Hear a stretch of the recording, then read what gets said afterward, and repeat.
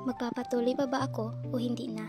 Ganyan palagi ang nasa isip ko dahil nakakatamad naman talaga maging isang vlogger. Lalo na't kung makikita mo na konti lang yung nanonood sa mga video mo tapos yung usad ng followers mo ay nako, mas malakas pa ang usad ng pagong. Actually, ilang months din akong hindi nakakapag-upload ng mini vlog dahil nga umabot na talaga sa point na nakakapagod na nga yung tipong ikaw yung bida tapos ikaw pa ang videographer at syempre director sa content mo. At ayun na nga, after how many months, binigyan ako ni Lord ng sign na ipagpatuloy ko ang aking pag-vlog kaya nag-decide na rin akong bumalik sa pag-mini vlog. Sayang din kasi ang tools na binigay sa akin ni Meta kung hindi ko gagamitin, diba? Yun nga lang ang problema sa pagiging isang content creator ay kung paano tayo gagawa ng ating content at ano-anong mga content ang ating gagawin kasi ang hirap naman talaga mag-isip, diba? Kaya sa katulad kong nagdadalawang isip kung ipagpatuloy pa ba o hindi na, naku, laban lang po tayo mga ka-reels dahil darating at darating talagang araw na papabor naman sa atin yung panahon. Dahil dito sa mundo ng pagiging isang vlogger, hindi instant ang lahat.